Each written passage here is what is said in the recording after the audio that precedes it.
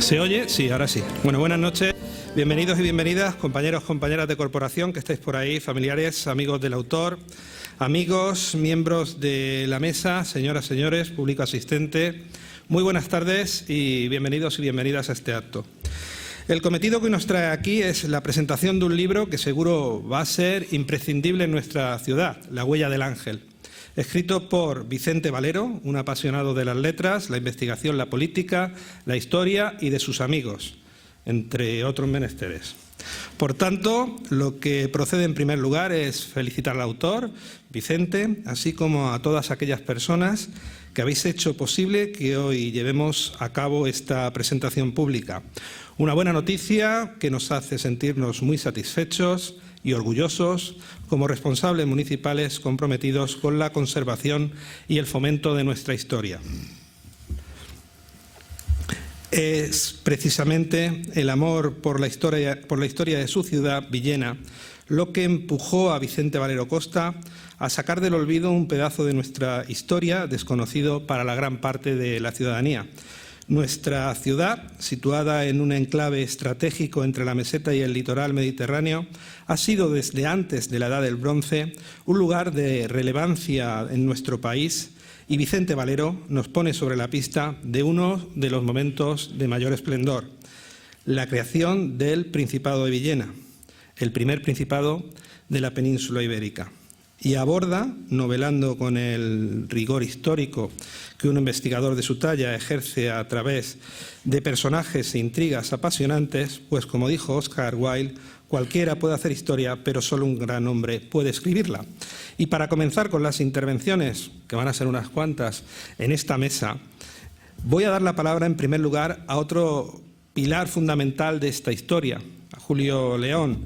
Entre otras muchas cosas, empresario zapatero, amante de la historia y de las tradiciones de su ciudad, un filántropo que siempre que la oportunidad lo requiere, antepone Villena ante cualquier cosa para con ello rescatar el patrimonio y la historia de nuestro municipio. Y en esta ocasión, además, es el editor de la obra. Por tanto, tienes la palabra, Julio.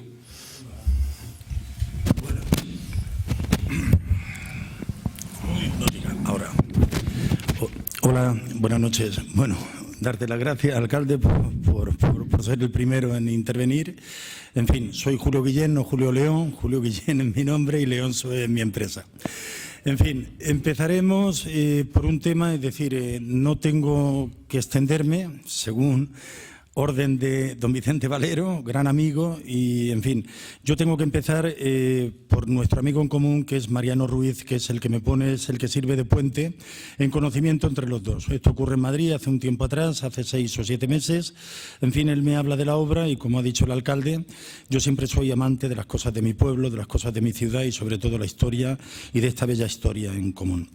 Yo le digo que sí, quedamos aplazados para vernos en Villena y, en fin, estas pasadas fiestas de septiembre tuvimos el encuentro. Yo ya conocía la obra, la había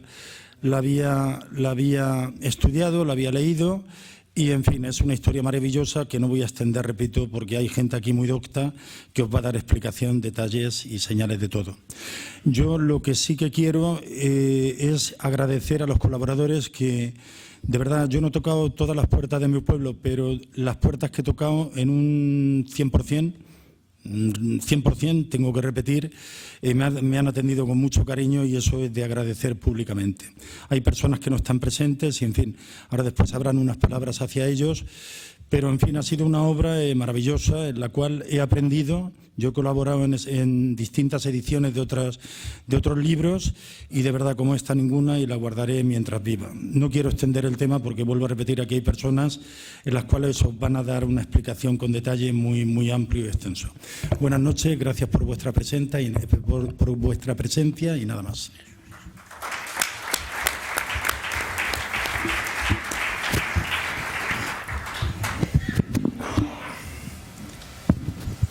Muchas gracias, Julio Guillén. Y tras esta palabra doy el paso a Jesús Herrero Yagüe, en estos momentos jubilado financiero, que nos va a dar a conocer un poco más al autor de la obra. Gracias. ¿Esto funciona? Sí, para sencilla. Pásame ese entonces, ¿no? Sí, funciona. ¿Funciona? Sí, ahora sí. Estupendo. Bueno, aunque me ha presentado como financiero, prometo que no voy a hablar de fondos de inversión, ¿eh?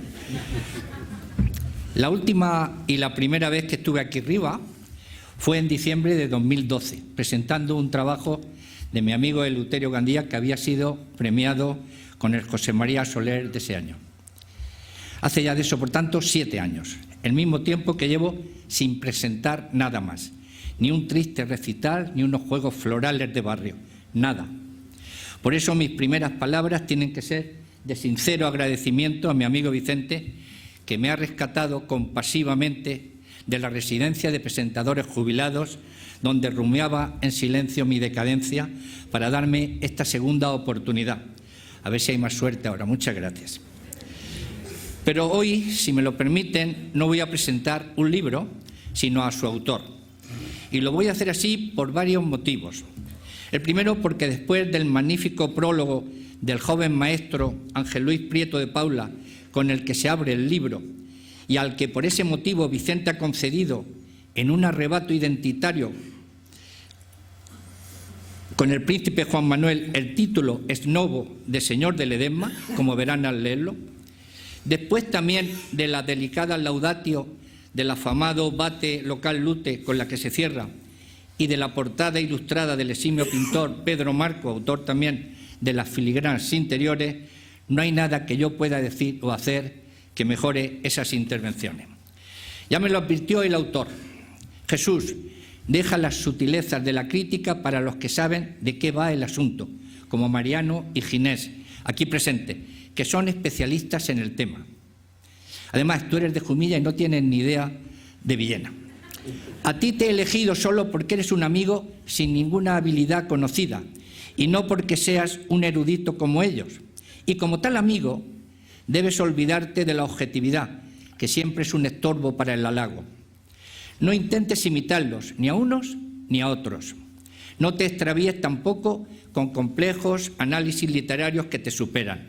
Limítate a lo sencillo, a lo que hacen los amigos.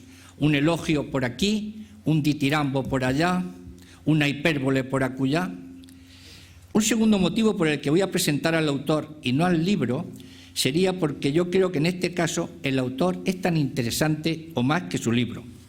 No podemos olvidar que detrás de un libro siempre suele haber un autor y que a veces coincide que el autor, curiosamente, es el mismo que lo ha escrito. Vicente es uno de esos escasos políticos, politólogos les gusta el decir, que escribe sus propios libros, un caso raro. Y por último quiero hablar sobre todo de Vicente, porque sospecho que de él, como de don Juan Manuel o de Beatriz de Suabia, ha oído hablar mucha gente, pero pocos conocen sus hechos y milagros. Los jóvenes presentes por falta de tradición oral, los mayores porque tendemos al rápido olvido de los méritos de nuestros paisanos coetáneos. Y sin embargo, los hechos y circunstancias de la vida de Vicente son tan extraordinarios que nos impelen irresistiblemente a desvelar muchos de los misterios que rodean su poca conocida peripecia vital. Así que me voy a olvidar del libro, como digo, y voy a tratar de corregir sucintamente esa ignorancia o esa desmemoria sobre su autor con esta elemental biografía no autorizada, que probablemente merecerá el reproche de Vicente por su brevedad y el de ustedes por lo contrario. Vicente nació en Villena, me consta por propia decisión, un día muy cercano a los idus de marzo de un año en concreto del siglo XX. Ya dijo André Mugua que el arte del biógrafo es sobre todo el de olvidar los hechos incómodos, y este del natalicio sin duda lo es para él. De ahí que la precisión del mismo sea una absoluta incógnita. Ni siquiera Pilar, su hermana gemela, lo conoce. Tampoco el autor ha colaborado en despejarlo en un gesto que oscila entre la coquetería de la madurez y el autocultivo de la ambigüedad. Así que no insistiré yo en ello. Poco importa la edad del artista ante la importancia de la obra. Yo solo puedo acotar los límites. Vicente es mucho más joven que yo, pero un poco mayor que mi hija. Su historia personal, como la de ciertas naciones, se pierde en primitivas mitologías. Algunas de ellas sostienen que escribió su primer cuento a la edad de 7 años, y otras que publicó su primer artículo en una revista local a los 15. Nada se ha podido demostrar, aunque tampoco desmentir. Es legítimo pensar que pudo haber sido tan precoz en la literatura como en la asunción de responsabilidades profesionales. Con Vicente, la bruma de su pasado entorpece el hallazgo de la verdad, toda la verdad y nada más que la verdad. Ya se encarga él de alimentar con pistas falsas esa poco transparente neblina, consciente de que un mito dura más que un hecho.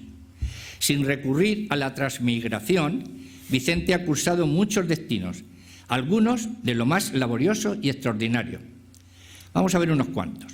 Apenas siendo un joven recién egresado de la universidad, donde cursó políticas económicas y comerciales, él siempre ha tenido muy a gala su calidad de politólogo, y con una corta experiencia docente en el Instituto de Villena, fue fichado hacia 1975 como director de la Casa de España en Paraguay, el precedente de lo que hoy es el Instituto Cervantes. Recuerdo que Vicente era tan joven entonces que hubo que pedir una autorización especial a su madre para que pudiera viajar solo en avión, señal documental irreversible de su precocidad. En aquel país sudamericano disfrutó y se impregnó del boom literario y del realismo mágico, que tanta huella ha dejado en sus escritos. Conservo algunas cartas de esa época que son una crónica alucinada de primera mano. Lo de alucinada es compatible quizá con la eventual inhalación de algunos productos vegetales que gozaban de mucho predicamento en esa época, sin que esto pueda considerarse una aseveración por mi parte.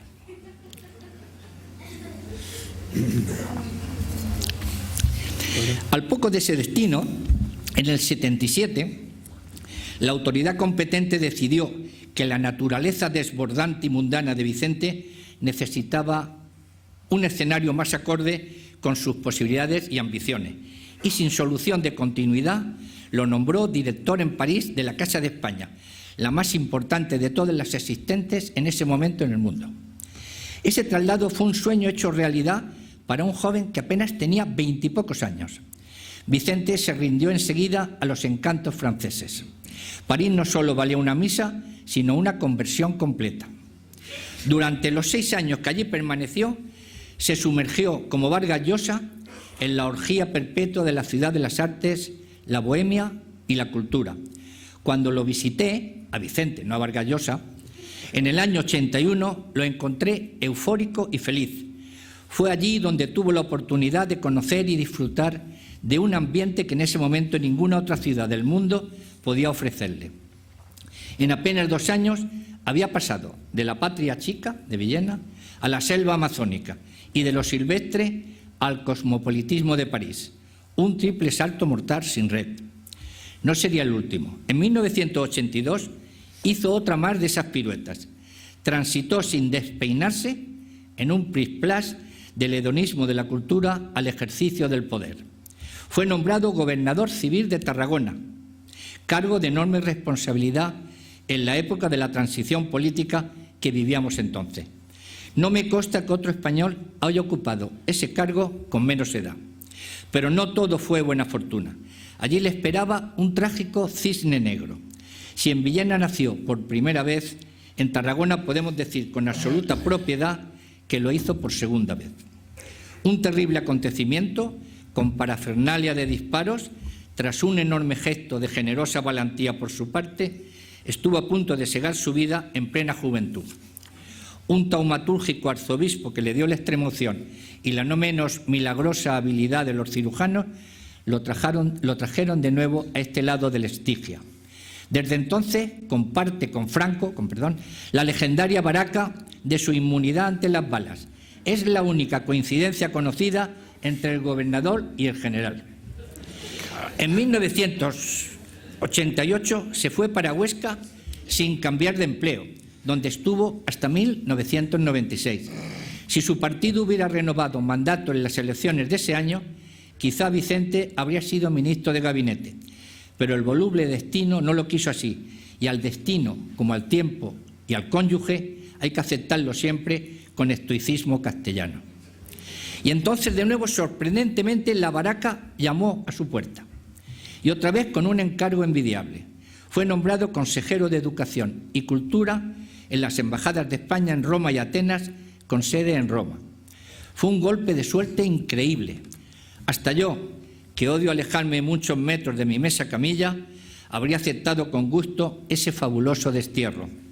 Si no bastaba con París, ahí estaban Roma y Atenas para rematar el Grand Tour de un villenero de la calle ancha.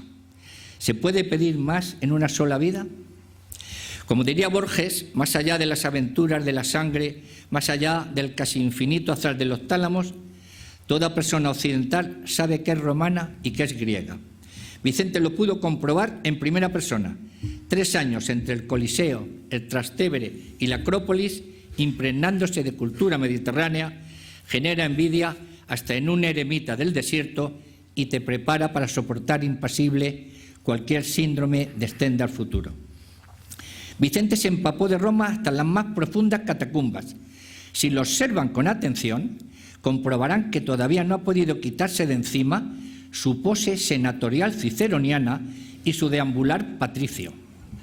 De esa época le viene también su admiración por los cardenales de la curia, a los que frecuentó y a los que a veces imita, sin advertirlo, en su gesto majestático y displicente.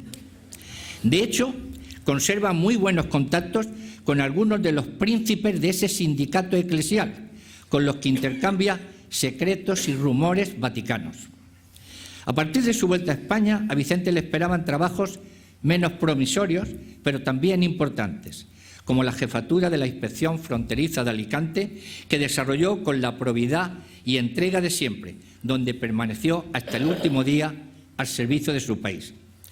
A lo largo de su trayectoria se ha hecho acreedor a muchos premios y distinciones, destacando la Medalla de Oro de la Cruz Roja, la Cruz de Plata de la Guardia Civil y la Gran Cruz de la Orden al Mérito Civil.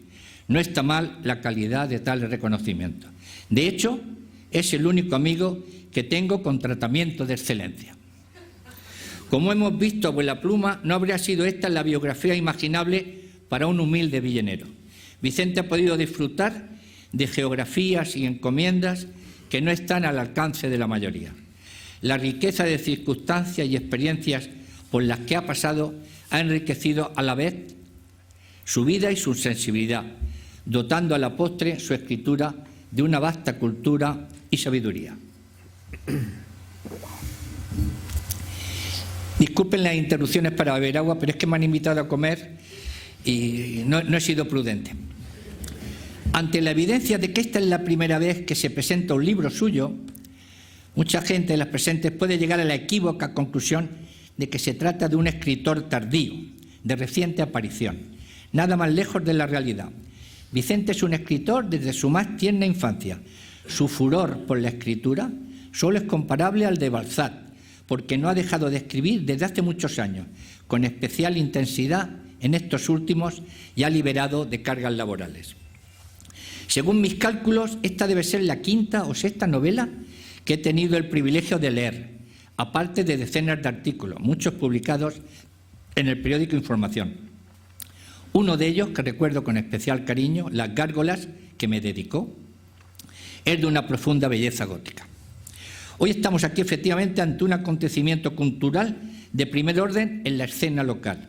Un paisano que se siente orgulloso de su pueblo y de su rica historia presenta un libro que narra las vicisitudes de Beatriz de Suabia, de sus herederos y del origen medieval del Principado de Villena, parte de nuestra historia que me atrevo a lamentar como muy desconocida para la mayoría de los villenenses. A veces sabemos tan poco de lo próximo, de nuestro pasado más importante, que este tipo de libros son imprescindibles y necesarios para conocer y reflexionar un poco sobre nuestros olvidados o incluso ignorados orígenes. El libro de Vicente cubre con un texto hermoso, exuberante, barroco y apasionado una parte importante de ellos. Por eso el libro de Vicente es un hijo natural, cuya madre es la erudición histórica y cuyo padre es el amor a Villena.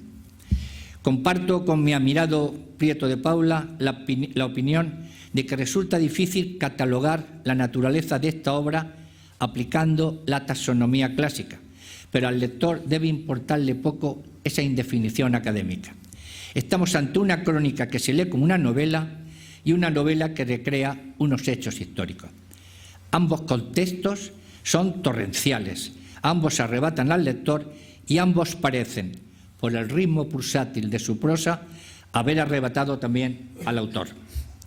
Felicito a Vicente por haberse decidido a publicar y también al mecenas que lo ha hecho posible. Sus lectores se lo agradecerán a ambos. Si el Evangelio advierte de que ningún profeta lo será en su tierra, yo creo que Vicente Valero ha hecho méritos suficientes para ser una excepción.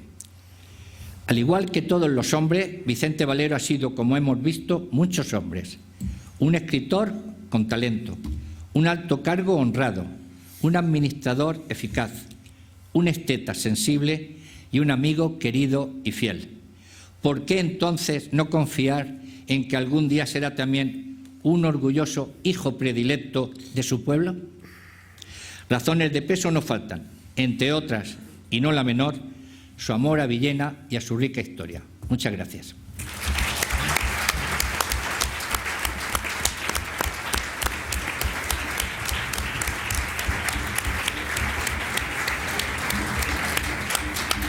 Muchas gracias, Jesús, por este excelente relato de la bibliografía que has hecho de Vicente. Y ahora es el turno de Ginés Pardo, párroco sacerdote, amante también de Villena y de su historia, que nos va a hablar del texto y del contexto histórico de este libro.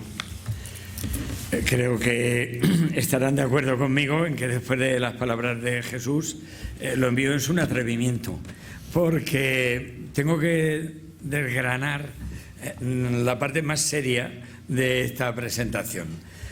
Ya me gustaría a mí poderme salir del texto, como sería más enriquecedor, pero se me ha encomendado que hiciera una presentación del texto y sobre todo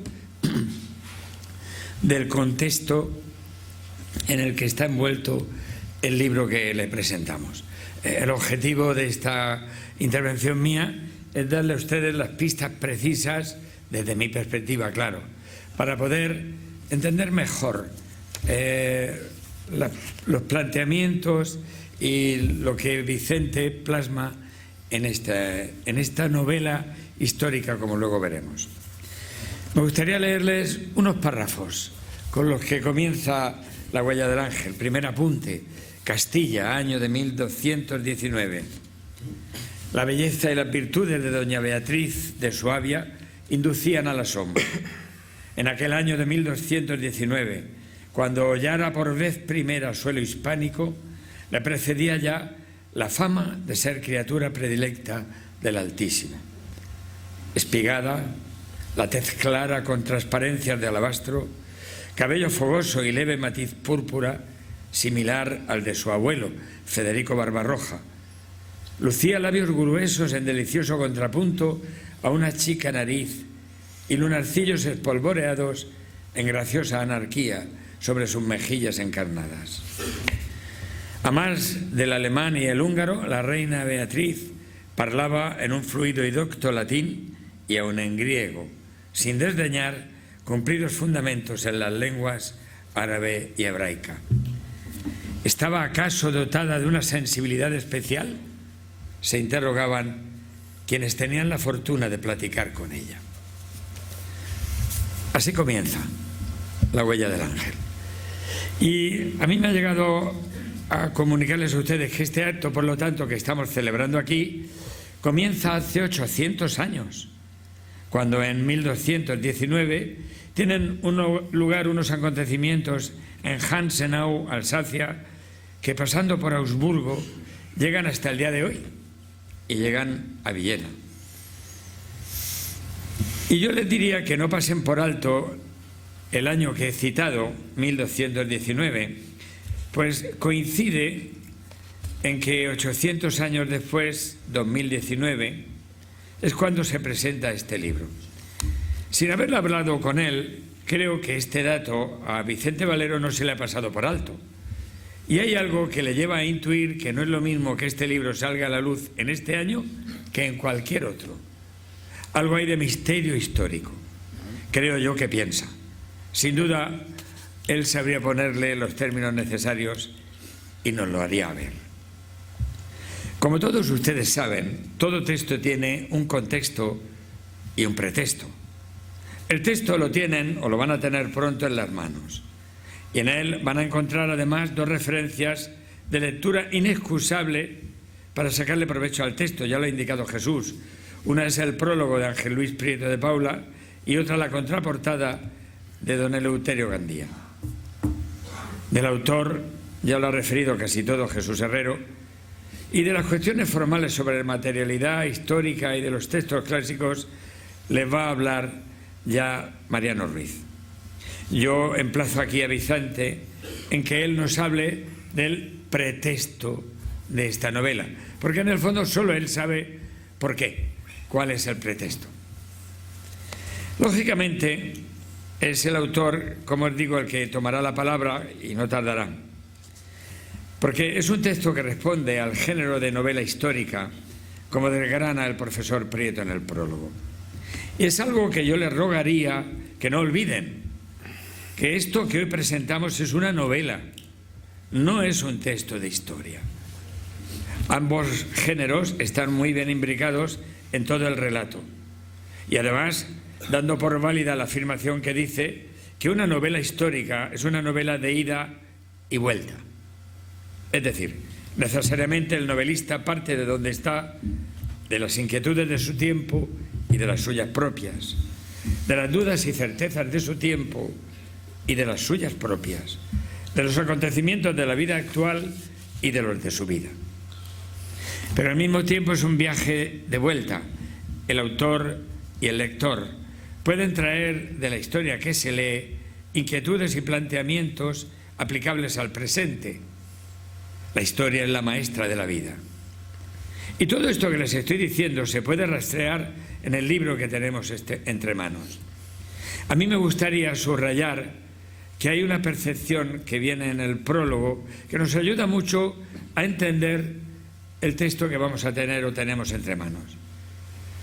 El profesor Prieto dice en el prólogo: la fantasía no ocupa aquí el lugar de los hechos probados, sino que los adoba y hermosea. Creo que esta breve descripción o percepción de Ángel Luis nos ayuda a entender lo que vamos a tener ocasión de personalmente leer. Curiosamente, el autor Damián Alcázar hace unos días le leía yo una frase que es paralela a la de Ángel Luis. La reconstrucción histórica es menos interesante que la ensoñación. El libro de Vicente Valero es un libro de ensoñación. Más interesante, le diría el lector, que la reconstrucción histórica.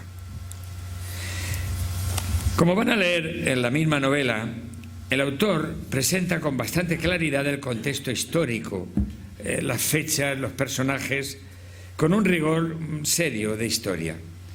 Por lo tanto, yo veía a la hora de plantearme hacer el contexto que podría decirle a ustedes: lean la novela y tienen el texto y el contexto. Pero me dio la impresión de que había algunos elementos que podría compartirlos, que son los elementos con los que yo me he quedado. El profesor Eleuterio Gandía dice en su contraportada: bajo la apariencia de una narración cercana a la novela o novela en sí misma, nos sitúa en la Castilla de los... para relatarnos la evolución histórica del linaje de los Manuel, la mano alada que tenemos aquí detrás, descendiente de la fusión de las estirpes de Fernando III el Santo, rey de Castilla y León, y doña Beatriz de Suabia. Esta es la síntesis histórica de la novela. Por lo cual yo voy a traer dos cuestiones encima de la mesa, esperando que estas palabras mías les ayuden, como decía la lectura actual de Villena, en el que vea la luz esta novela. El contexto villenense hoy hace posible que Vicente Valero frague esta novela, y es porque vivimos en un momento en que hay un gran interés por la historia de Villena, tan soterrada todavía, a la que a muchos nos inculcaron tanto don José María Soler cuando don Sebastián García, por citar tan solo a dos buques insignes de la historia villenense. En esta cuestión de investigación histórica, hoy hay ya una lista importante de muchas personas haciendo tareas interesantes. Sería difícil desgranarlas ahora. Este interés de tantas personas que hoy en Villena se interesan por la historia de nuestra ciudad y de Sax, en la medida en que el Principado de Villena era Villena y Sax fundamentalmente, esto se ha manifestado en estos últimos años en iniciativas de investigación y divulgación, tanto en el ámbito individual que les he señalado, como también en el ámbito institucional y asociativo. Desde la incesante tarea del Museo José María Soler, la tarea de la Fundación José María Soler, la veterana Asociación de Amigos de la Historia de Villena o la más reciente Asociación Cultural Amigos del Castillo, Príncipe don Juan Manuel de Villena. Todas contando con el apoyo de la sede de la Universidad de Alicante en Villena, a la que tanto hay que agradecer. Para apoyar lo que les estoy diciendo, me detengo en apuntar unas líneas de la asociación que más conozco, la más reciente, la de don Juan Manuel. En estos últimos 12 años ha puesto en marcha 4 simposios, ha editado 3 publicaciones y realizado un congreso internacional sobre don Juan Manuel. Piensen ustedes que la conocerán mejor lo que han hecho las demás instituciones citadas y seguro que estarán conmigo, que estos últimos ya largos años hacen que la historiografía de Villena esté en un muy buen momento. Y todo esto lo estoy diciendo no para hacerle publicidad a estas instituciones y asociaciones, sino para subrayar algo que creo que es importante cuando nos llevamos este libro a las manos. Todas estas, digamos, instituciones y lo que han realizado, tanto ellas como las personas, han sido un caldo de cultivo con el que nuestro autor ha estado en contacto y ha generado en él su ilusión y su talento y desatado su imaginación para hacer florecer el relato que hoy nos presenta. Y esta, que es la primera cuestión sobre el contexto de esta novela en este año de 2019, quiero añadir el contexto histórico en el que se desarrollan los acontecimientos que vamos a leer. El contexto histórico es la época, para que todos nos situemos hasta cinematográficamente, de las cruzadas en Europa y de todo aquello que hemos visto ya en tantas películas y seguramente muchos de ustedes han tenido ocasión de leer, estudiar, debatir. Ese es el momento. Pero ese es un momento que a España le coge un poco lejos porque tenía su propia cruzada en lo que significaba la reconquista del mundo cristiano hacia el mundo musulmán.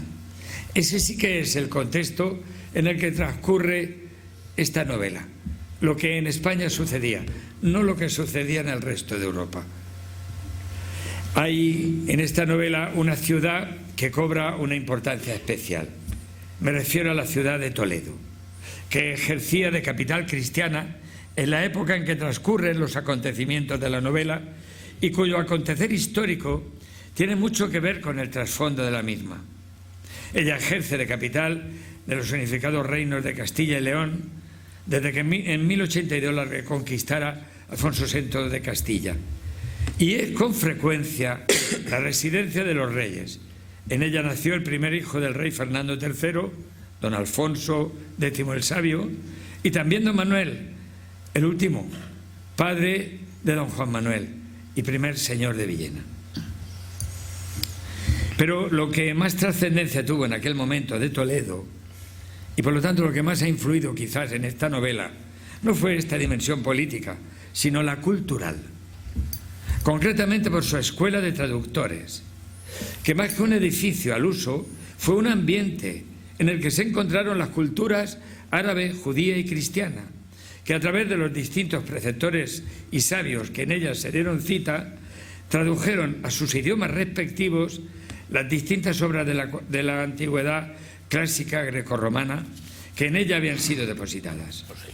Según narran los cronistas, fue un ambiente de trabajo, de búsqueda, de respeto y de diálogo, lo que le dio nombre a la actividad que hacían, no al edificio, que no existía como tal. Este ambiente fue propiciado por los reyes, por Alfonso VI, que reconquistó la ciudad y puso en marcha estos, digamos, elementos de encuentro y de diálogo. Pero posteriormente será el mismo rey, Fernando III el Santo, el que se hará llamar a sí mismo rey de las tres religiones, dando a este ambiente un sello y un giro totalmente novedosos, pues estableció una situación de búsqueda y diálogo entre las tres predominantes entre sí y con la cultura clásica. Concretamente, con don Fernando III, la escuela se ocupó de las cuestiones teológicas y filosóficas. De ahí que no sea nada que extrañar que en nuestro libro el rey Fernando y sobre todo su esposa doña Beatriz tengan siempre a mano a quienes les instruyen y aconsejen en estas cuestiones. Este ambiente de encuentro de todo tipo de saberes es el que aparece con frecuencia en el relato de la novela, y por eso vemos que junto al rey y a doña Beatriz hay reuniones, juntas y consultas de personajes de estas tres culturas sobre cuestiones de lo más dispares. No es un invento del autor de la novela. Hay un fundamento muy serio y muy real. Si no supiéramos este dato, se nos haría difícil ver normal esos encuentros a los que alude el autor. Este aprecio por esa actitud de diálogo, tolerancia, búsqueda y trabajo en común, fíjense ustedes, no tiene nada que ver con las cruzadas que están ocurriendo en el resto de Europa.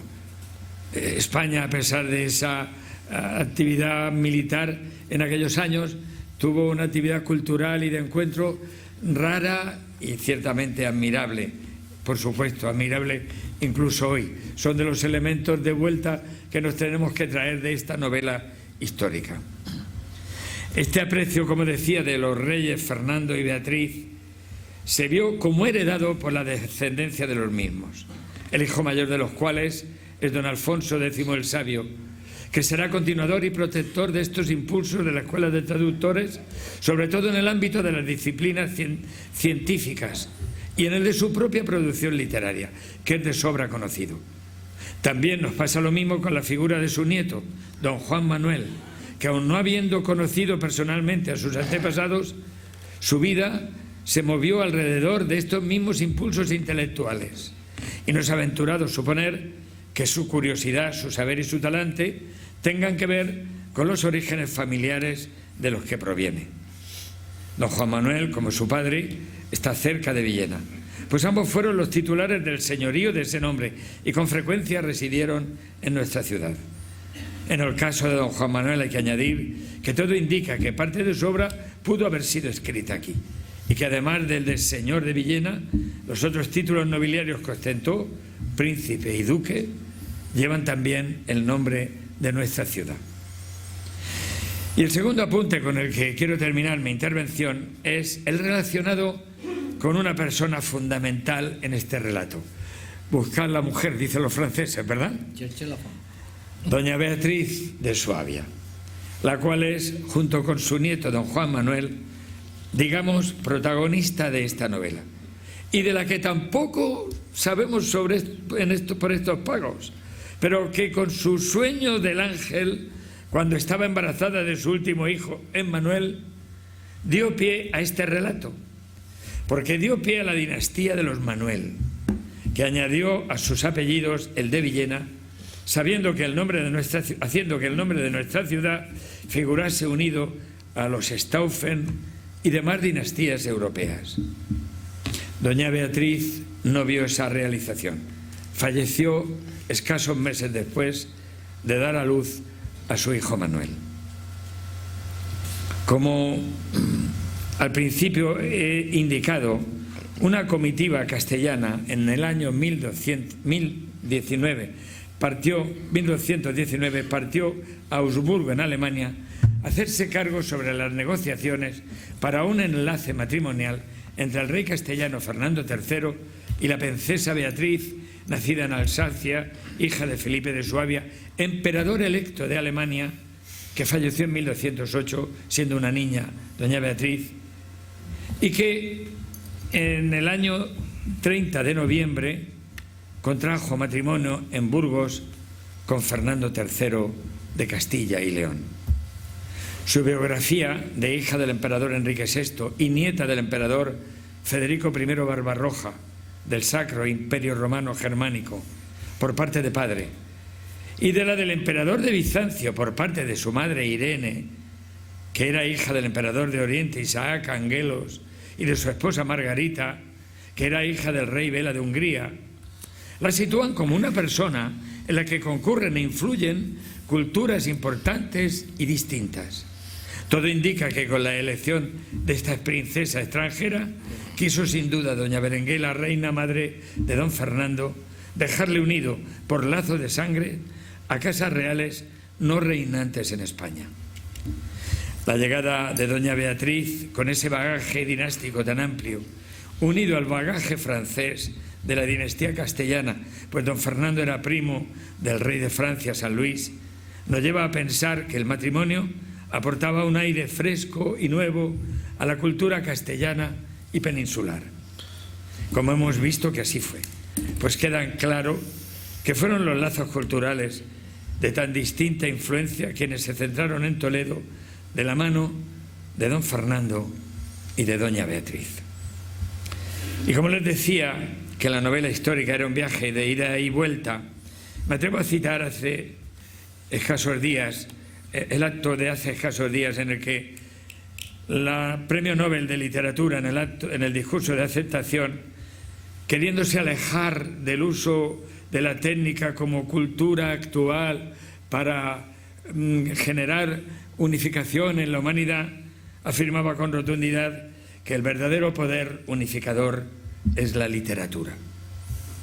Y añado yo, conociendo a Vicente, que nuestro autor estaría totalmente de acuerdo con esta frase y diría, claro, la palabra, el logos.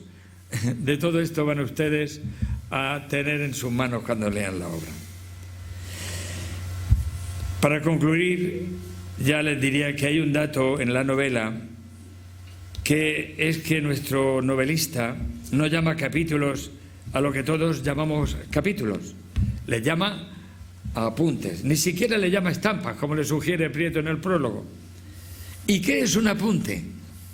Pues en el fondo es algo cogido a veces al vuelo, de una conferencia, de un aula o de la vida. Es también un esbozo por una pintura y por su propia naturaleza es modificable, en espera de pasar al taller de composición para terminar de hacerse. Creo que el autor ha querido decirnos algo como que esto que tenemos entre manos es provisional, se puede perfeccionar, se puede incluso corregir, se debe completar. Por lo que deduzco que, deseándolo, espero que habrá más y mejores obras. Muchas gracias.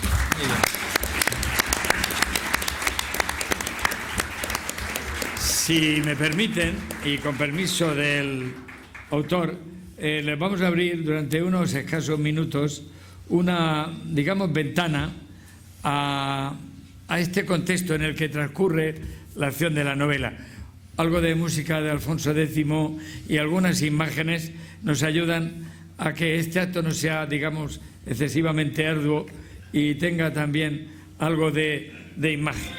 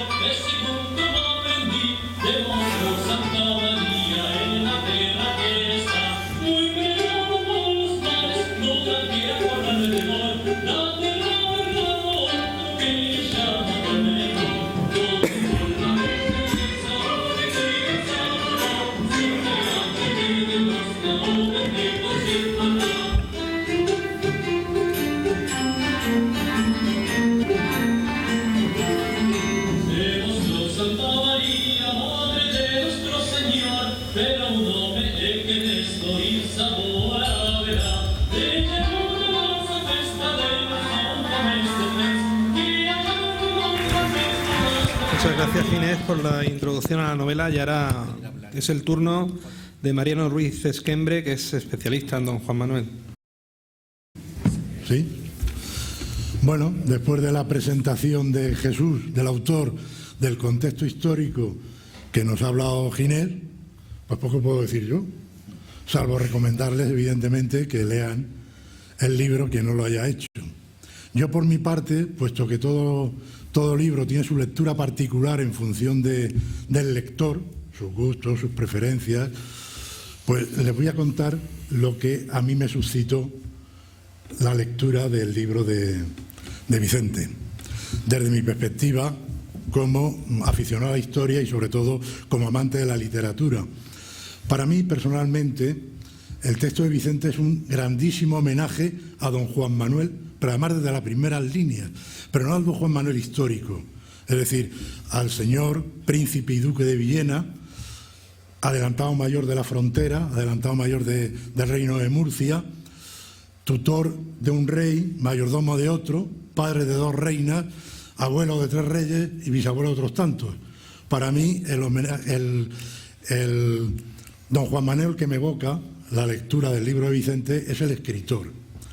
Una actividad que sirvió de comentarios irónicos y sarcásticos por parte de sus contemporáneos que no entendían que un señor de su altísima posición se dedicara a escribir o le gustara escribir. Él se defendía diciendo que era preferible eso antes que perder el tiempo bebiendo y jugando. Además, se entendía menos que encima escribiera en romance, en vez del latín, que era la lengua culta y que él dominaba perfectamente. Y por el contrario, el romance era la lenta transformación que se había ido efectuando del latín vulgar que tenía el pueblo en general, ¿no? Y además, cuando don Juan Manuel escribe en ese romance, se puede decir que el castellano antiguo, por entendernos mejor, está dando los primeros pasos, porque está claro que las primeras manifestaciones del castellano antiguo son palabras sueltas, aisladas dentro de textos latinos. Probablemente los más antiguos de todos sean los códices de Valpuesta, un pueblecito del norte de la provincia de Burgos, donde se recogen ya en el año 800 y tanto expresiones o vocablos como caballo, piel, madera, hermano, pero sin ninguna añadidura más. A continuación vendrían las archifamosas glosas emilianenses de San Millán de la Cogolla en La Rioja, que, como todos sabemos, las glosas son comentarios que se hacen para precisar, concretar un texto, y normalmente se hacen entre líneas o al margen del texto que se está tratando, ¿no? Esto es algo que mucha gente sigue haciendo hoy día cuando lee. Hace un comentario, lo escribe y tal, ¿no? Bueno, pues en las glosas emilianenses, un monje, en un momento dado que está preparando un sermón sobre San Agustín, o porque bien le inspira el texto en latín, o bien porque todo lo contrario, porque considera que tiene que hacer algún añadido, escribe toda una frase en romance, en castellano antiguo. La primera vez. Lo anterior eran unos vocablos sueltos, aquí es toda una frase. Por eso se le ha llamado a estas glosas el bautismo de la lengua, o más concretamente, o desde un punto de vista más poético, Dámaso Alonso decía que era el primer bajido de la lengua. A partir de ahí vinieron las glosas silenses y tal, y poco a poco se fue formando el castellano, y se puede decir que su presentación en sociedad fue en la época de Alfonso X el Sabio. Es la lengua en que se redactan todos los documentos de la Cancillería, y además en la que se hacen también todos los libros considerados eruditos para la época, ¿no?, en este castellano. De ahí el apelativo de sabio, porque es el que los promueve, porque como rey fue un verdadero desastre, pero fue el que promueve todo esto, ¿no? Aunque bien el castellano en esa época toma fundamentalmente 2 direcciones. Por una parte, la jurídica, a través de de las partidas, donde se refunden todas las leyes dispersas que había en Castilla, y por otra parte la enciclopédica y científica, que es la que se aludía antes, ¿no? Son todos los libros de astronomía, de astrología, como Vicente bien señala en su libro, era el estrellero, Alfonso X el estrellero, ¿no? Y de hecho el libro, el primer lapidario de Alfonso X el Sabio, que es un texto donde se habla de las características que tienen las piedras y el influjo que influyen en las personas de acuerdo con la situación de los astros, es decir, con los horóscopos, se considera el primer libro científico que no se escribió en latín, sino en una lengua romance, que en este caso es el castellano, ¿no? A partir de ahí, su hijo, el rey Sancho IV, el Bravo, primo hermano, padrino y protector de don Juan Manuel, se puede decir que se crió y nació entre libros. Sin embargo, él, la literatura que promueve, el castellano que promueve, es más de corte docente y sobre todo para que la gente pudiera actuar bien con los ejemplos que se les pudiera dar. Por eso la obra quizás más conocida de la época de Sancho IV es Los castigos y documentos del rey Sancho IV, que él mandó hacer a un grupo de sabios para educar a su hijo, el futuro Fernando IV el Emplazado. Y estos castigos hay que entenderlos como consejos morales, no como castigos punitivos, sino consejos morales para comportarse mejor. Y esta es la línea que más va a destacar a continuación don Juan Manuel en esos consejos morales, porque pese a que tenía una formación, una educación, digamos, muy amplia, sin embargo él, la obra que más destaca es El Conde Lucanor, claro. Pero no solamente es que don Juan Manuel quiere escribir en castellano, es que además se empeña y pone todo su esfuerzo en que ese castellano antiguo tenga la misma calidad del latín. Es decir, estilísticamente se pueda comparar, el castellano estaba poco menos que dando sus primeros pasos, se pueda comparar con el latín, que era la lengua culta, para lo cual no es que tenga esfuerzo, amplía la sintaxis, cuida muchísimo el léxico, de eso suprime expresiones que él considera que son antiguas, vulgares, por tanto son mucho más cultas. Abre esa lengua castellana, la abre a la dialéctica, a la abstracción, crea en una palabra un momento que se me olvida, crea en ese momento lo que va a ser la corriente que abra toda la narrativa en español que va a venir después. Vale, gracias. Es el autor, es en realidad el creador de la prosa, ¿no? Y entonces, llegado a este punto, que él quiso darle esa visión, esa categoría, dignificar al castellano, cuando leemos el libro de Vicente, y sobre todo haciendo referencia a lo que se ha comentado aquí, tanto el prólogo de Ángel Luis como los comentarios de Eleuterio Gandía, dicen, entre sacos, los comentarios, la prosa de Vicente eleva, adoba y hermosea esta obstinación de don Juan Manuel de crear una prosa mejor, ya que nos transmite esta historia con un léxico rico, exuberante, lujurioso, lleno de matices mágicos, significados, todo ello con sabor de época. Y digo yo, si don Juan Manuel lo que quería era hermosear la lengua, qué mejor homenaje que lo que ha hecho Vicente con su texto. O sea, yo estoy absolutamente convencido de que si don Juan Manuel pudiera levantar la cabeza, le diría: muchas gracias, Vicente, porque para recrear el origen de mi casa y mi familia has empleado la prosa que yo soñaba. Y eso era lo más importante para mí, porque, sigo pensando en don Juan Manuel, porque entiendo perfectamente que estoy orgulloso de que Villena fuera principado como vosotros sois ciudadanos de Villena, que fuera Principado, claro que sí. Yo, de hecho, como se ha comentado aquí por parte de Ginés, rendí homenaje a Villena uniéndolo al nombre de mi padre y haciéndolo mi apellido y mi casa, Manuel de Villena. Pero fijaros, jamás presumí de ningún título, nunca, ni tan siquiera en los 2 testamentos que han llegado hasta nosotros. Unos documentos que en la época servían para poner toda serie de títulos y vanaglorias mundanas, ¿no? Algo así como las esquelas del ABC hoy día, ¿no? Donde se ponen todas lo que uno es y ha sido.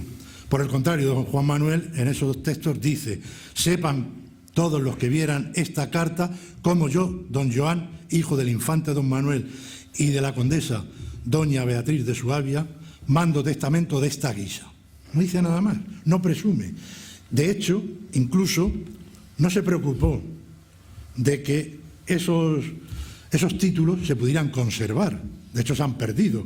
Sabemos que se han otorgado porque para eso están los distintos archivos de las cancillerías, tanto de Aragón como de la Corona de Aragón como de Castilla, para decirnos que se dieron, pero no los conservó. Por el contrario, se preocupó muy mucho de dejar una copia perfectamente redactada, limpia de cualquier error, de sus escritos.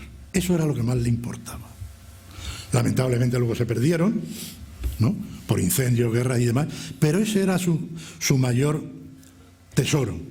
Por eso, insisto, en que yo creo que el mayor elogio que hubiera recibido don Juan Manuel fue precisamente el texto que Vicente nos ha redactado, por encima de consideraciones históricas y demás, ese texto.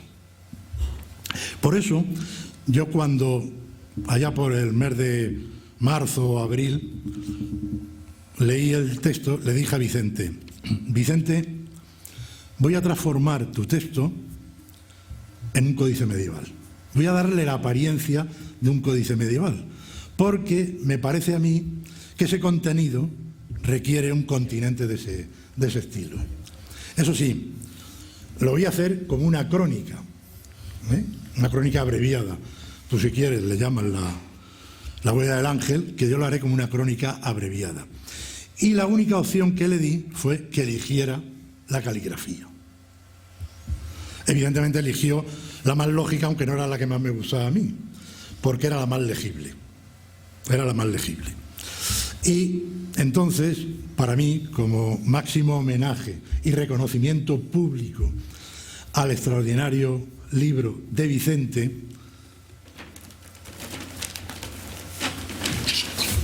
aquí tienes, Vicente, tu crónica abreviada del origen de la Casa Real Manuel de Villena. Muchas gracias.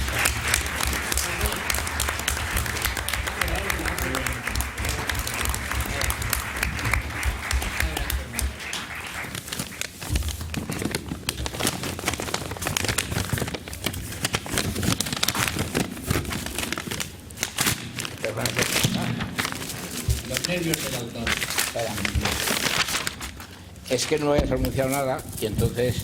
Quizá alguien no sepa. Me encuentro sin palabras para poder decir alguna cosita al respecto. Pero quizá alguien no sepa que Mariano... Es que esto no es porque sea la crónica abreviada que Mariano Ruiz Esquembre lo hace él en su casa, con sus prensas, con todos los artilugios artesanales para hacer esta auténtica maravilla. No me digáis que esto no es para sacarlo en silla gestatoria y decirle: Mariano, necesitas alguna cosica o necesitas tal, y él siempre te dirá: no, yo esto lo hago por mi amada Villena, pero es que es una preciosidad, dame un abrazo y después ya lo pasan. No, porque si no lo ensucian. Quiero decir con todo respeto, porque si lo pasamos de mano en mano, pero claro, es que es muy bonito esto. Realmente es algo asombroso porque es el mismo texto que tenéis todos ahí en... Bueno, imagino que todos, y si alguien no lo tiene, que vaya a comprarlo. Pero quiero decir que esto, fijaros qué maravilla y qué... Es que de verdad...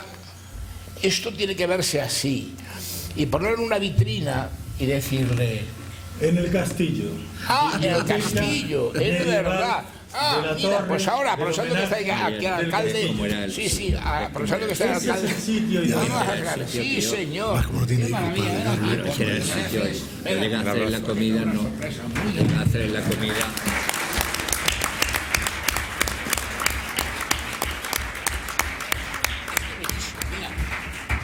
Mira qué ilustraciones tiene.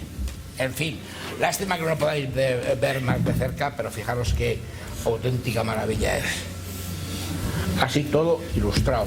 Y todo hecho con sus manecicas, letra a letra, color a color, trazo a trazo, pincelada a pincelada.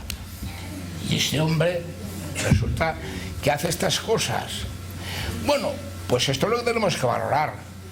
Y de verdad, Mariano, te agradezco mucho y pido a todos vosotros y a todas vosotras un fuerte aplauso para esta clase.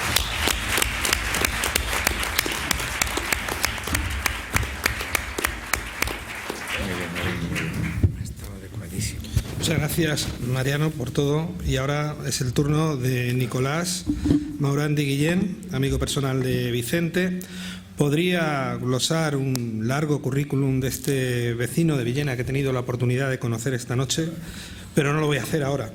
Si me permiten, probablemente existirá una próxima oportunidad para hacerlo. Únicamente para quienes no lo conozcan, es, entre otras cosas, magistrado del Tribunal Supremo desde el año 1999. Pero hoy va a darnos a conocer en su intervención mejor al autor que aquí nos ha convocado. Tiene la palabra Nicolás Maurandi Guillén.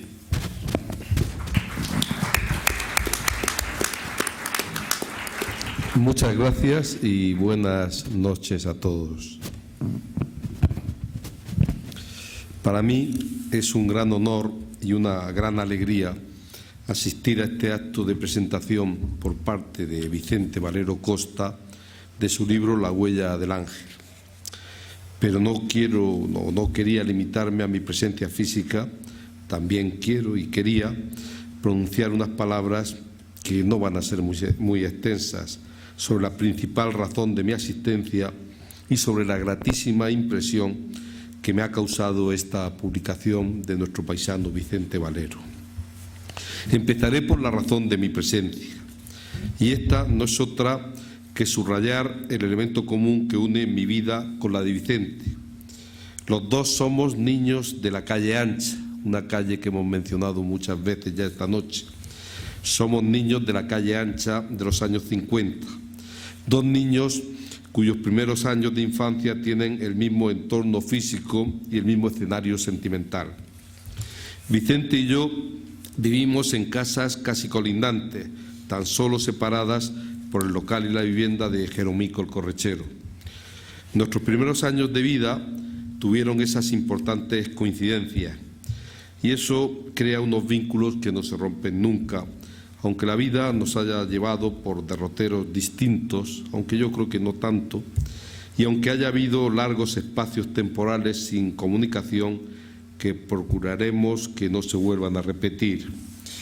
Hace poco, con ocasión del fallecimiento de mi madre, Lola Guillén, villenera, hermana de Paco Guillén y de Florencio Guillén, cuando levantábamos su casa me encontré allí numerosas fotografías de los primeros años 50 en el Gré.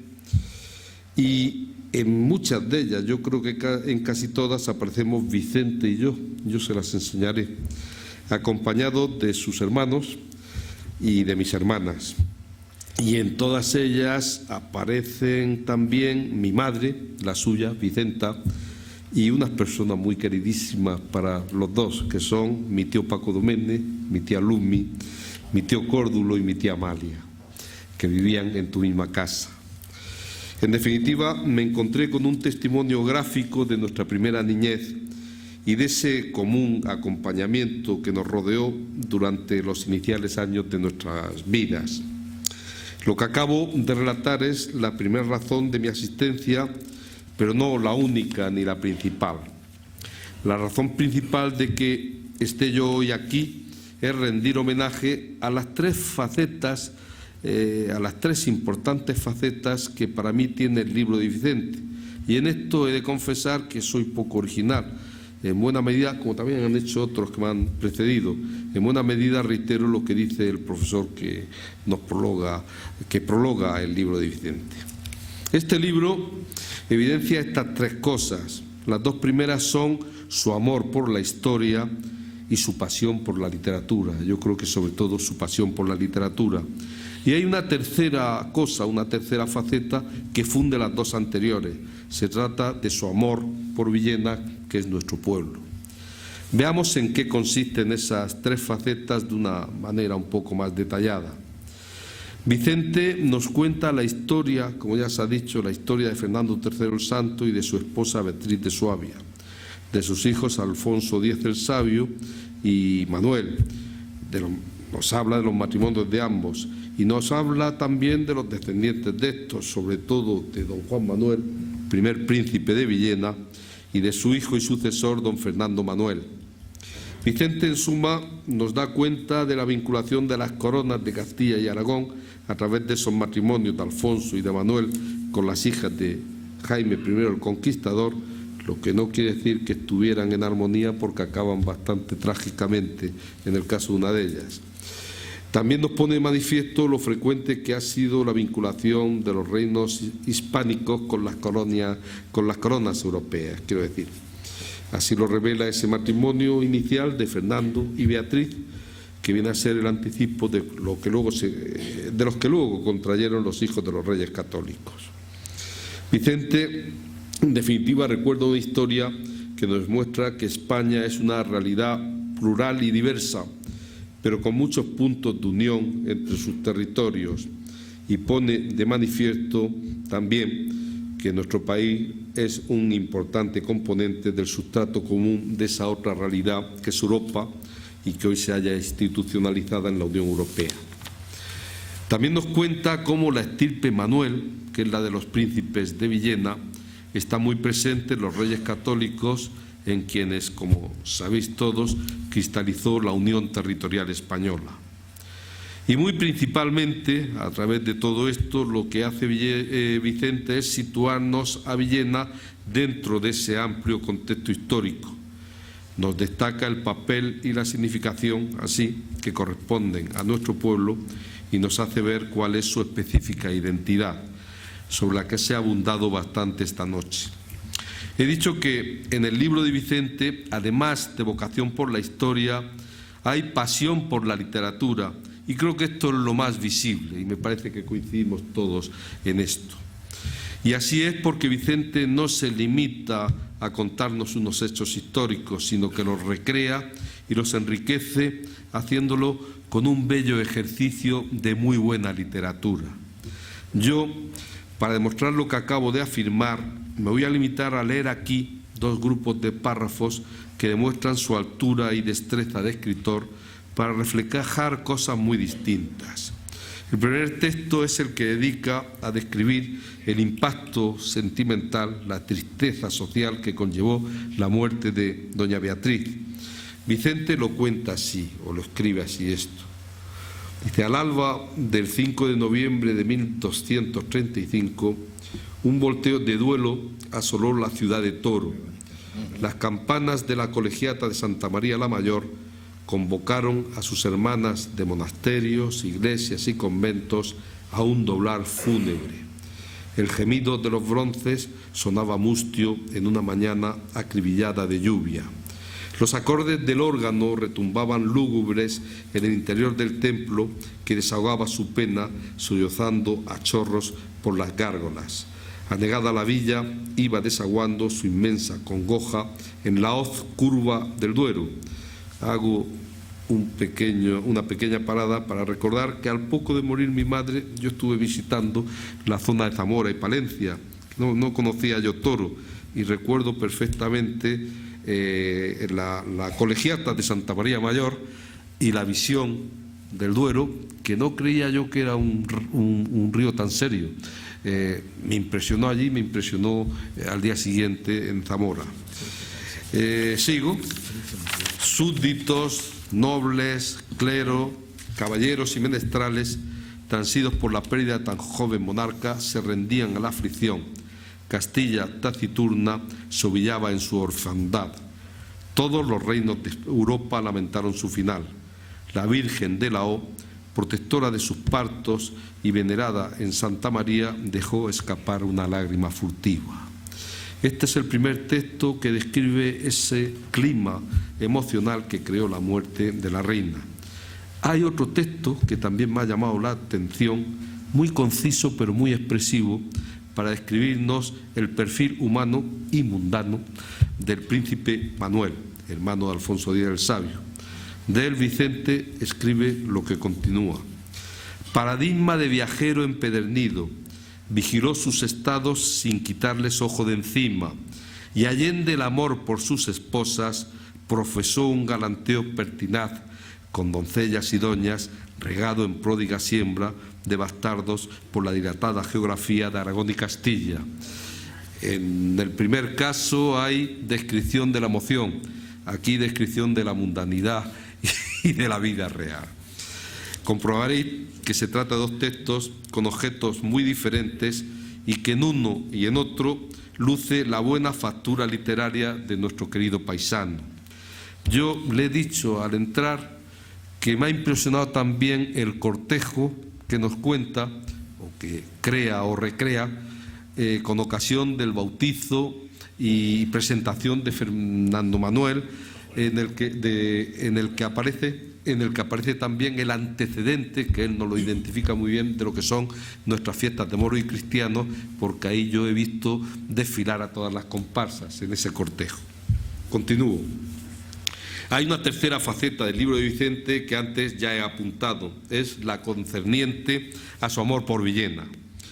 Vicente, como he dicho, sitúa a nuestro pueblo en el más amplio contexto de la historia general de España y nos hace ver la significación e identidad de este específico espacio territorial que ha dado soporte físico a Villena y la ha configurado como una singular y relevante entidad dentro de España, según hemos visto y nos han contado.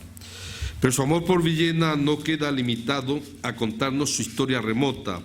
También en las páginas de su libro nos da cuenta, aunque sea más brevemente, de su historia más próxima, y lo hace de dos maneras. Hay una primera manera que consiste en destacar quiénes son los villeneros más ilustres de nuestra historia reciente. Y ahí están don José María Soler, don Alfredo Rojas y don Vicente Praz, a los que dirige la dedicatoria inicial de su libro. Una nómina de villeneros ciertamente ilustres a la que en el momento actual creo que con toda justicia hay que añadir también al propio Vicente por esta importante contribución y por esta expresión de amor a nuestro pueblo. Y hay una segunda manera, más personal y entrañable, de exteriorizar ese amor a Villena. Consiste precisamente en destacar su infancia de niño de la calle ancha y en recordarnos a las personas ya desaparecidas con las que forjó sus primeros afectos. Lo hace en la página memorial y de agradecimientos que figura en el apéndice del libro. Ahí están mi tío Florencio Guillén Galipienzo, hermano de mi madre Lola Guillén y padre del editor de este libro, que es mi primo Julio Guillén. Ahí está mi queridísimo e inolvidable primo Fernando Domene, que me emociono simplemente en evocar su figura y ratifico que no me he logrado reponer de su ausencia. Ahí está también muy querido amigo y compañero de andanzas infantiles Ricardo Palero, recientemente fallecido. Y subrayo una nota que no conoceréis. Yo pasé los veranos de mi infancia en Villena porque vivía en otro sitio, vivía en Lorca. Y mi infancia era un trío que formábamos Fernando y Ricardo y en tercer lugar yo, y que desgraciadamente se ha convertido en una sola persona. Y aparece también aquí otro amigo común de la niñez, que es Gonzalo Maruenda, que por ti he sabido que nos falta ya, que no lo sabía. Estas últimas personas son una parte esencial de mi infancia que, como ya he dicho, se confunde con la de Vicente y es la razón de mi presencia aquí. Pues bien, todo ello encarna, como digo, el que esté yo con vosotros esta noche en este acto, y es lo que es la razón también de estas mis palabras. Termino ya. Lo hago dando la enhorabuena a Vicente, dándonos nosotros también la enhorabuena por este importante libro, por esta hermosísima publicación, que es una muy importante contribución al conocimiento de la historia de nuestra querida Villena. Y ya sí que viene el definitivo punto final, que lo pongo manifestando mi afecto, amistad, admiración y agradecimiento a Vicente Valero Costa. Nada más.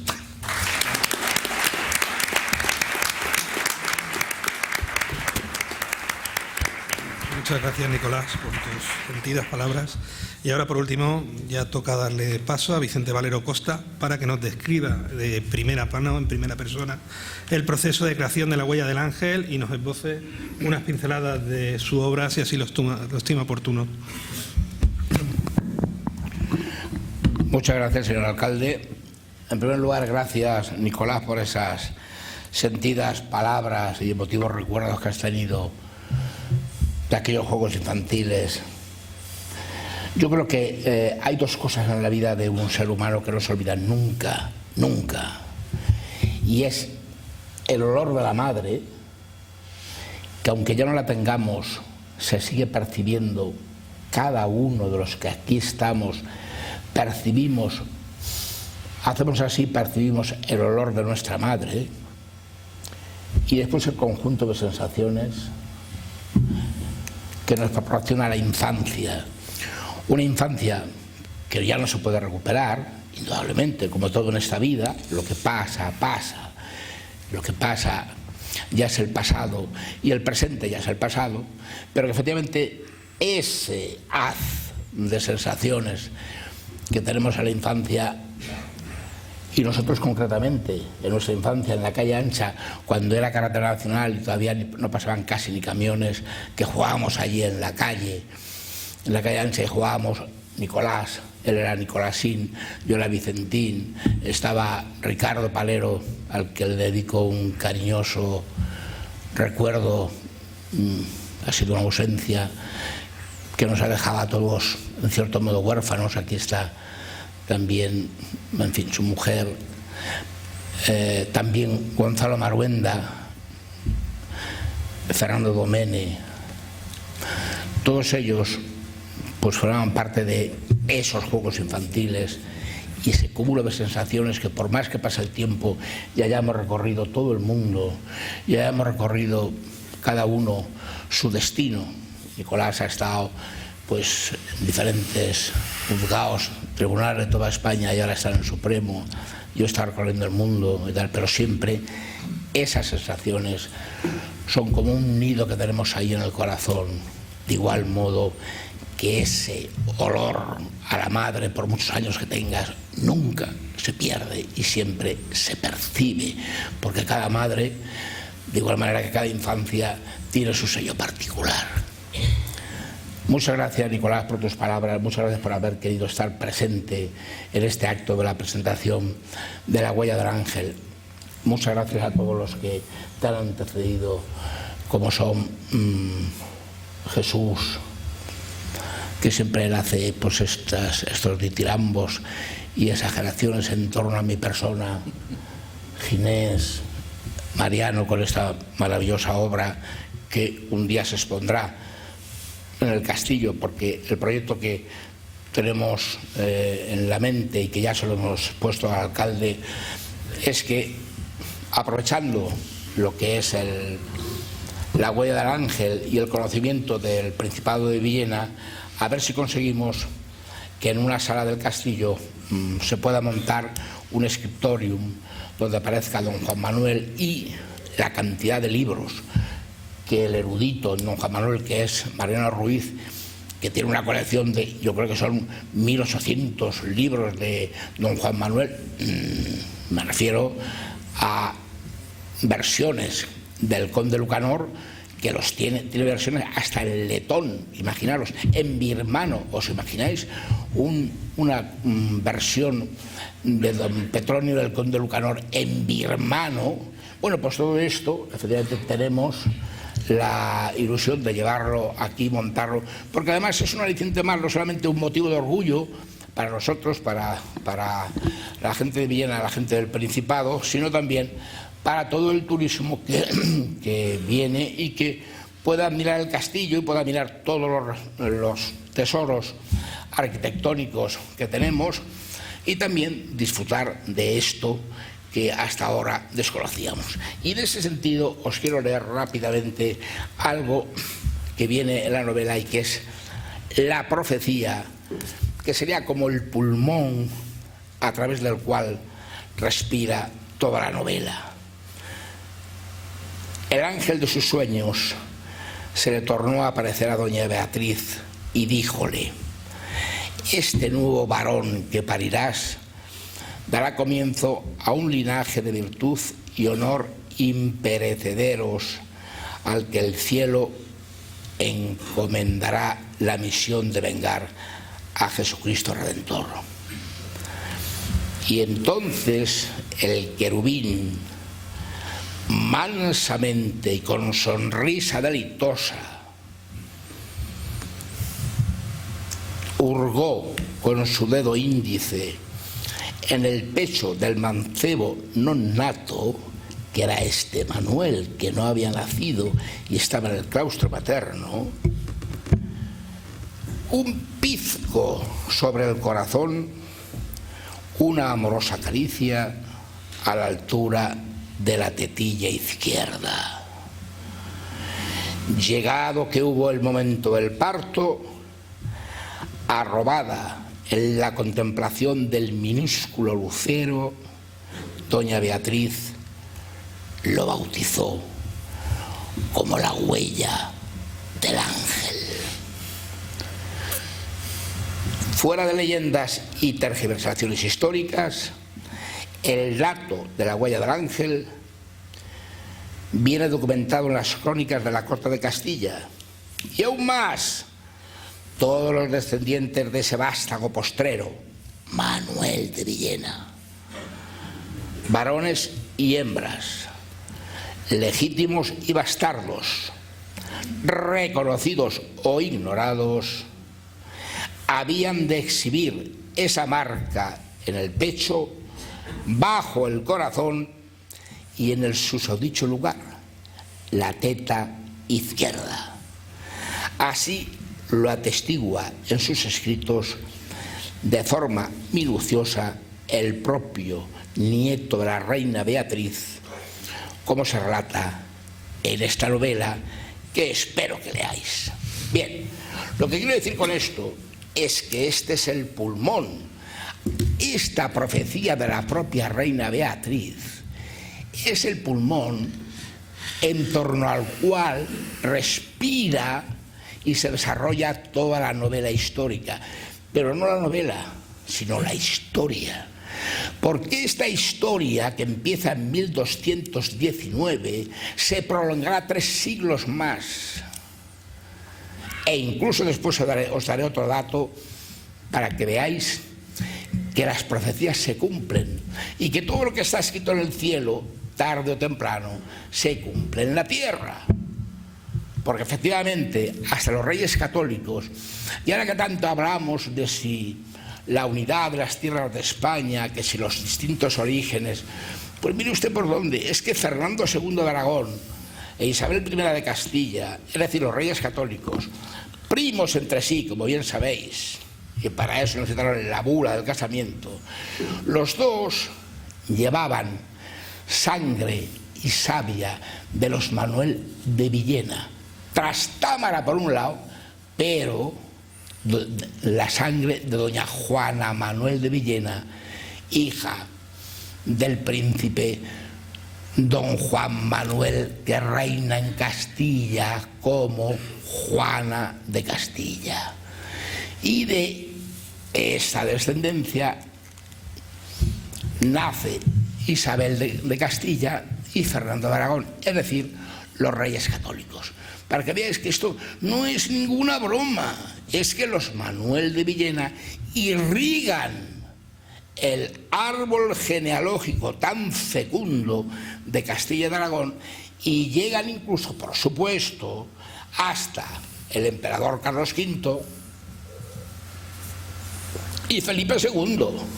Quiero decir que todos ellos, además, comprobado está, llevaban en la teta izquierda, bajo el corazón, el lucero del pecho, como había profetizado doña Beatriz de Suabia. Ya leeréis en el libro, el que le apetezca leerlo, la que le apetezca leerlo, y el que no, pues se quedará sin saberlo, que efectivamente esto es una profecía que se cumple. Y digo esto haciendo una llamada de atención y poniendo en valor lo que significa la educación, lo que significa que nos enseñen de verdad cuáles son nuestras raíces, lo que significa que si desconocemos ese patrimonio colectivo común, yo diría esa cartografía sentimental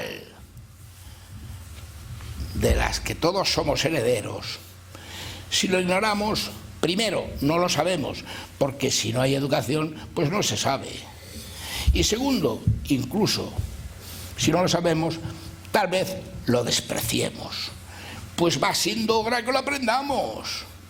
Por cierto, para remediarlo, todos los aquí presentes, más los que se han escaqueado y están por ahí, que son Pedro Marco, el Eleuterio Gandía y el profesor Ángel Luis Prieto de Paula, porque esto es una obra coral, es una obra plural, y entonces todos estamos de acuerdo en que un texto, un libro de estos tiene que figurar en cada una de las bibliotecas de todos los centros educativos que hay aquí en Villena, es decir, los 3 institutos y los 6 centros de educación concertada y pública, para que los alumnos y las alumnas puedan conocer cuál es su pasado.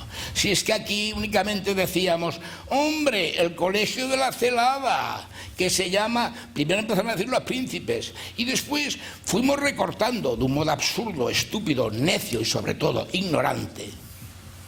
Y decíamos, el príncipe, el colegio del príncipe, no sabemos nada. Por tanto, apelo a la responsabilidad de nuestro estamento docente, entre ellos el señor alcalde, que para eso es profesor, y de todos los que están aquí representando a este estamento docente, para que efectivamente, oye, que pongamos en valor y que nos sintamos orgullosos de una historia de nuestra ciudad, del Principado, que hasta ahora desconocemos y que desconocíamos. Nada iba a ser que todos tenemos, que se llama la carta sentimental, porque si nos falla algún hueco, tenemos ahí, pues eso, que el buque puede naufragar. Sintámonos orgullosos de esto que tenemos y a partir de ahora valoremos como debe ser y pongamos en valor lo que es el Principado de Villena. Bien, como estoy seguro que todos aquellos que amen mínimamente, si no la historia, por lo menos sus raíces. ¿Qué somos sin raíces? ¿Qué somos sin el patrimonio colectivo? ¿Qué somos sin el patrimonio, este patrimonio que es sentimental y cultural y que a todos nos afecta? ¿Qué somos? ¿Qué somos? Pues eso, vamos a valorarlo, vamos a darle el aprecio que merece y vamos a sentirnos orgullosos de esto. De manera que esto es lo que quería decir, porque como nos estamos haciendo un poco pesaicos, pues voy a terminar rápido, pero esto lo quería decir porque esto sí que lo quería decir. Bien. Mis palabras son de gratitud, en primer lugar a todos vosotros que habéis venido para estar aquí y escuchar estas disertaciones que son todas cargadas de buena voluntad y todas cargadas de buenos propósitos, como habéis podido ver, y de grandes sorpresas. Quiero también agradecer la presencia de gente que ha venido, amigos y amigas que han venido de Alicante, que han venido de Murcia, que están aquí presentes y que me da mucha alegría de que hayan venido para estar acompañándonos en este acto y siendo partícipes de todas las emociones que nosotros sentimos. También incluso hasta de Albacete, han venido hasta de Albacete, es verdad. Fijaros que Albacete no existía. Cuando el príncipe don Juan Manuel reinaba aquí, prácticamente reinaba en Villena, Albacete no existía, existía Chinchilla, pero Albacete era un villorro que no existía. Lo digo para que no se enfade porque él es de Cuenca, pero en fin, está. Bien, esto. Quiero agradecer, por supuesto, que a Nicolás, porque ha nombrado a Ricardo Valero, pero yo también quería, no sé si lo he hecho antes, pero sí, a Fernando Domene, a Gonzalo Maruenda, a Marco Antonio Valero, mi primo, a Pedro Albuisés, que es un amigo tan querido desde la infancia, tan querido, que tanto les amor de menos, ¿verdad? Pues sí, toda esta gente que se nos ha ido, pero que figura en nuestro corazón y que...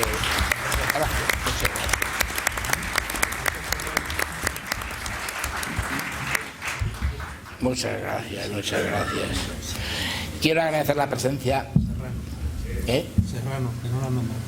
Ah, calla, es verdad. Bueno, fíjate tú, de una persona tan queridísima, que para mí, que es un amigo del alma, y que además figura en la relación de agradecimientos y de reconocimientos y tal, que es Pascualín Serrano, que la mayor parte de vosotros lo conocéis también, y que pido para él.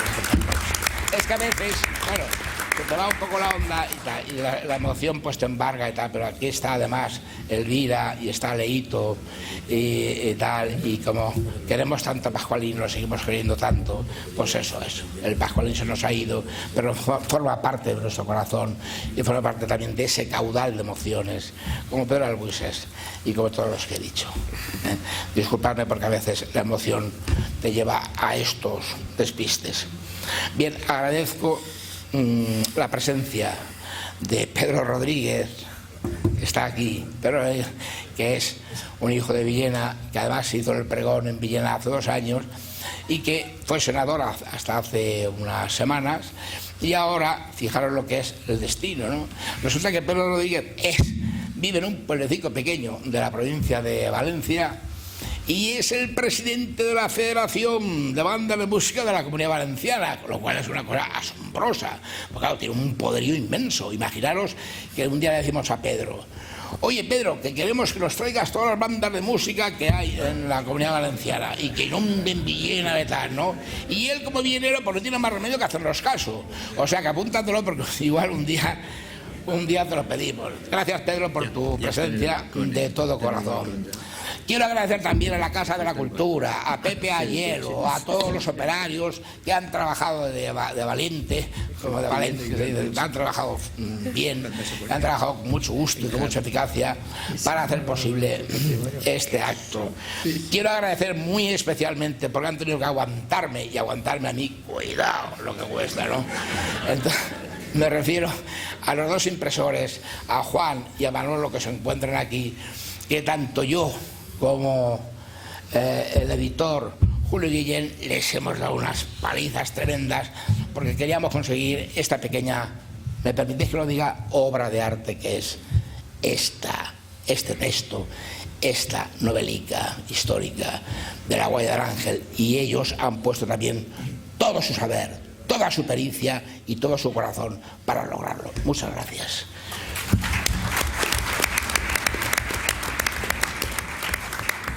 Quiero agradecer también el copatrocinio de la Junta Central de Fiestas, tanto a la Junta Saliente como a la Junta Entrante, porque, bueno, se envía un momento de transición, pero ellos arribaron el hombro y dijeron: aquí estamos nosotros para copatrocinar la novela histórica. Por supuesto, al alcalde de Villena, que me dijo: mira, una de dos, si tú no sacas esta novela, yo renuncio a la alcaldía. Y entonces, ante esa disyuntiva le dije: oye, pues no tengo más remedio que sacar la novelita esta, ¿no? Él no quería. Bien, y muy especialmente también quiero agradecer, y ya con esto ya os aseguro que esto ya llega a su fin.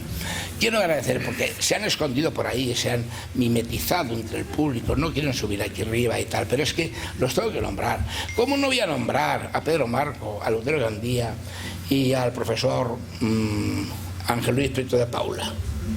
En cuanto les dije, oye, mira, tengo un proyecto esto, bien, pero voy a resumir.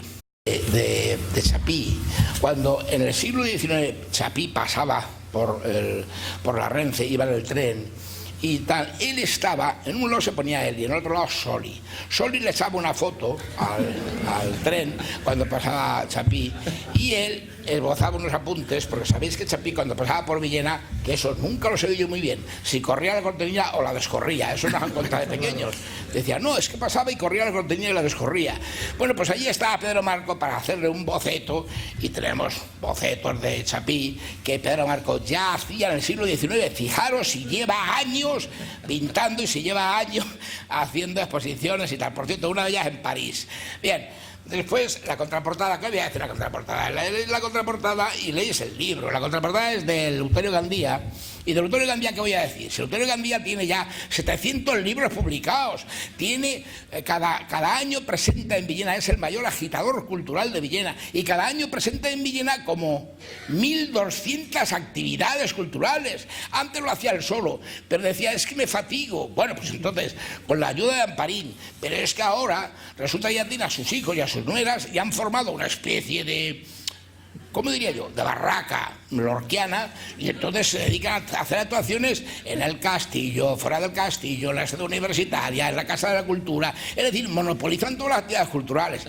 Bueno, pues él, Eleuterio, que además es doctor en Sociología por la Universidad de Alicante, ha hecho una contraportada que es muy difícil, la contraportada, porque en 8 líneas tiene que resumirse el contenido del libro.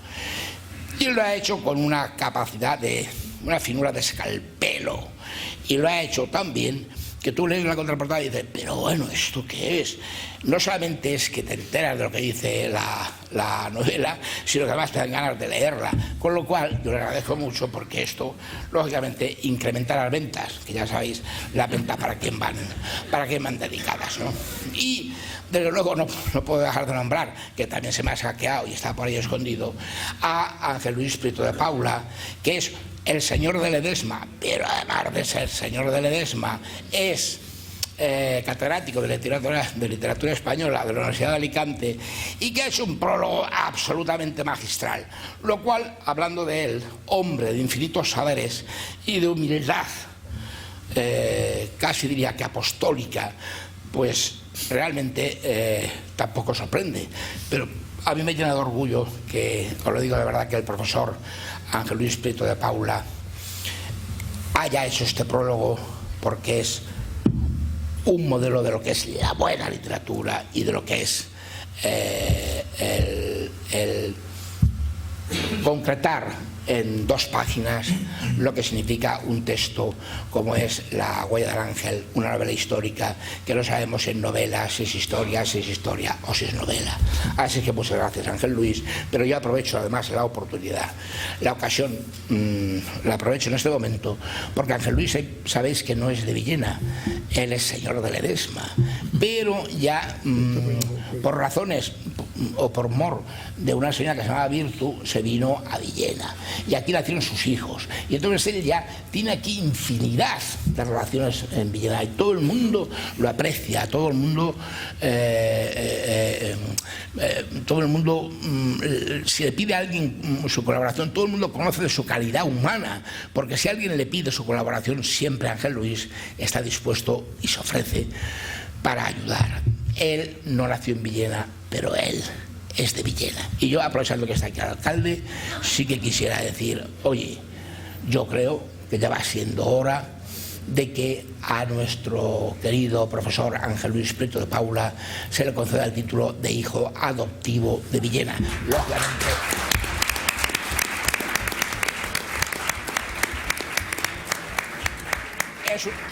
es una sugerencia, porque ¿qué le voy a decir yo al señor alcalde que no está? Bien, pero le voy a decir una cosita ahora como broche o como guinda, o si queréis como granada a lo que estoy diciendo. Es que es verdad, y me pasó hace 5 días, y fue en Alicante, y fue en la Rambla, y me encontré con una persona, y como yo ahora suelo pegar la vara con esto de la huella del ángel, y estaba hablando de una persona que dice: oye, pues tú sabes que estuve en tal sitio y vi un teatro que decía Teatro Manuel de Villena. Villena en portugués, quiero decir que en lugar de la L es una H y una L, pero es Manuel de Villena. Digo, ¿qué me estás diciendo? Pues sí, es en La Valeta, capital de Malta. Y resulta que don Fernando Manuel de Villena era el gran maestre de la Orden de Malta, y en 1734, como gran maestre de la Orden de Malta, el que más mandaba en Malta, claro, dijo: oye, voy a hacer aquí un teatro y le voy a poner mi nombre, y le puso Fernando Manuel de Villena. ¿Y sabéis quién es este Fernando Manuel de Villena? Eso que he tenido poco tiempo de profundizar. Pues es un descendiente de Constancica, la hija del príncipe don Juan Manuel y de doña Constanza, aquella que se casó con un infante portugués y tuvo un hijo que reinó en Portugal con el nombre de Fernando I. Fijaros por dónde, y fue hace 5 días, así como os lo estoy diciendo, este tipo de casualidades que ocurren, con lo cual quiero decir que tanto en Brasil como en toda Latinoamérica estoy seguro que, además, seguro que habrá descendientes de los Manuel que lleven el lucerico aquí en la teta izquierda. Y ya termino, ahora sí que ya concluyo, diciendo lo siguiente, que aparece ahí en el texto. Lo que le decía su abuelo, el emperador de Bizancio, a doña Beatriz cuando era nenica, cuando era una nena: sin luz, Beatriz amada, no existe la alegría. La luz, siendo invisible, nos permite ver. La luz es la energía que ordena los ciclos de la vida, pincela las estaciones y separa la noche de los días. La luz, Beatriz amada, ilumina el corazón, conforta el espíritu y armoniza el universo. No es posible volar sin luz, ni conciencia que sin luz se alumbre, siendo delicia que al alma embriaga y savia que al cerebro nutre. Buscadla, atesorad la luz, será vuestro don más valioso. Revelaos, amigos y amigas, y sed libres como las palabras con alas. He dicho. Muy bien.